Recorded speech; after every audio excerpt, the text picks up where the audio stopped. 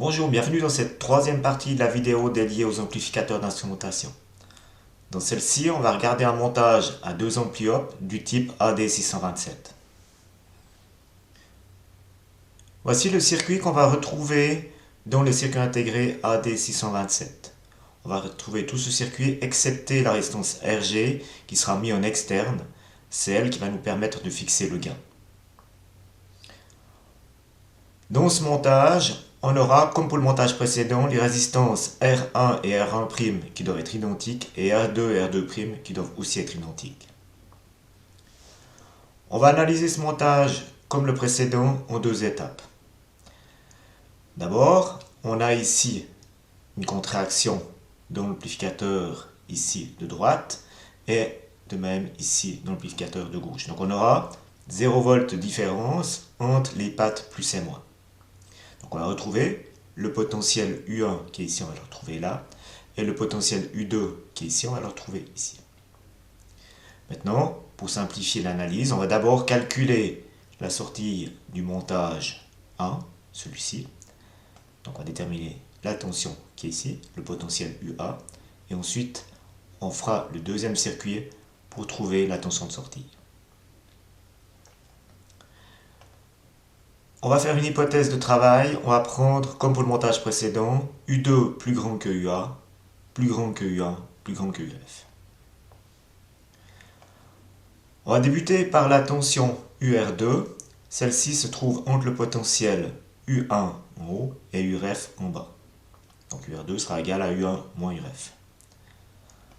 Ensuite, on a la tension sur résistance RG, qui elle est connecté entre le potentiel U2 et le potentiel U1. Donc URG sera égal à U2 moins U1. Et maintenant, on va pouvoir calculer les courants. Le courant IR2 sera égal à UR2 sur R2. Le courant IRG sera égal à URG sur RG. Et en fait, IR1 sera la différence des deux. Donc IR2 moins IRG. Ensuite, on peut calculer la tension au bord de la résistance R1, qui sera égale à R1 fois IR1. Et finalement, on peut calculer le potentiel UA, qui sera égal à U1 plus UR1. On a terminé la première partie de notre analyse. Deuxième partie, on a ici, entre le potentiel de droite, la résistance R1' qui a U2, et le potentiel qui est à gauche UA, on a UR1. Donc UR1 sera égal à U2 moins UA. Ce qui va nous permettre de calculer le courant IR1' qui sera UR1' sur R1'. Le courant IR2' sera égal à IR1' plus IRG. Et finalement, on va pouvoir calculer la tension UR2 qui sera égale à R2' fois IR2'.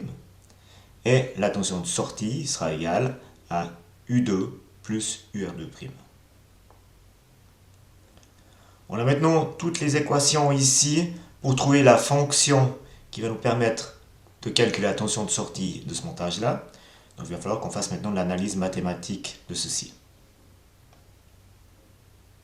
À partir des équations de la page précédente, on va maintenant résoudre ce système d'équations pour sortir la fonction qui va nous permettre de calculer la tension de sortie. Donc on va démarrer par la fonction ici, IR1' est égal à, et on va remplacer le UA qui est ici par ce qu'on a là. Donc par UA plus R1 fois IR1. Donc on va trouver le U1 ici, qui sera divisé par R1', et le R1 fois IR1, qui sera ici aussi divisé par R1'. Donc on va pouvoir mettre ici en commun le R1' qui est au diviseur. Donc on aura U2 moins U1 sur R1. Et puis vu que R1 et R1' sont identiques, ici ça va s'annuler, on aura moins IR1. Maintenant on va pouvoir remplacer le IR1 par ce qu'on avait obtenu ici. Donc UR2 qu'on va remplacer par U1 moins URF et le URG qu'on va remplacer par U2 moins U1. Et on obtient ceci. Et en fait, on va voir que ici, le U2 moins U1 sur RG, c'est IRG. c'est le courant de la résistance qui va régler le gain. Étape suivante, on va ici prendre la fonction U sortie est égale à, et puis on la note ici, et en fait, on va prendre le IR2' qui est ici. IR2', c'est IR1 plus IRG. Et en fait, IR1', on l'a là, et dedans, on a IRG. Donc ce que je vais faire, c'est que je vais la prendre ici, et vu que c'est IR1 plus IRG, et que dans ce terme-là, on a déjà IRG, il suffit de mettre 2 fois IRG. Étape suivante, on va distribuer le R2 dans la parenthèse, donc sur les différents termes, et on obtient ceci. Étape suivante, on va pouvoir mettre en évidence, on a ici U2 moins U1, on a U2 moins U1 ici, et on voit qu'on a aussi U2 moins U1. Donc on va le déplacer puis le mettre ici. Et maintenant on a 3 fois U2 moins U1, donc on va pouvoir le mettre en évidence, et on obtient au final U2 moins U1 fois 1 plus R2 sur R1 plus 2 fois R2 sur RG plus UF. On va pouvoir reporter ceci dans la page précédente, on avait le schéma. Donc on voit bien qu'on fait la différence entre les deux tensions d'entrée, U2 moins U1. On multiplie par le gain du montage, ici, et on fait plus UF. Voilà, maintenant on va regarder comment on utilise ce montage dans le cas du AD627 si on l'achète tout fait. Si on prend le montage AD627, ce qu'on doit faire, c'est connecter en externe la résistance RG et mettre une tension de référence. Ici, j'ai mis un potentiomètre, mais on peut mettre d'autres choses. Et on va brancher, par exemple, 2 capteurs sur les 2 entrées.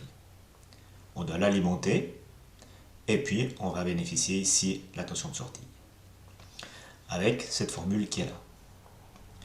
Dans le cas du AD627, R1 est fixé à 25K et R2 est fixé à 100K.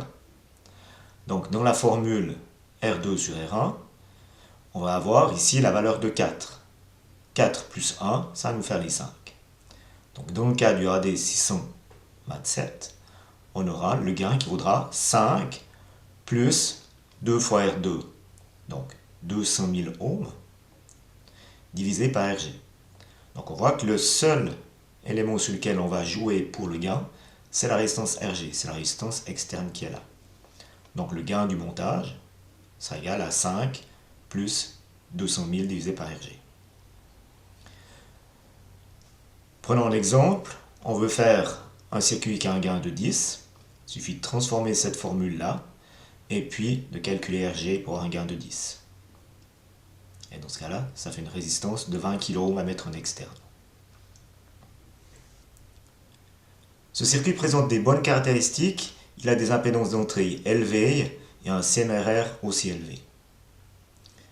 Ceci met un terme à cette vidéo dédiée au circuit du type AD627. Je vous remercie de votre attention et je vous souhaite une bonne journée. Au revoir.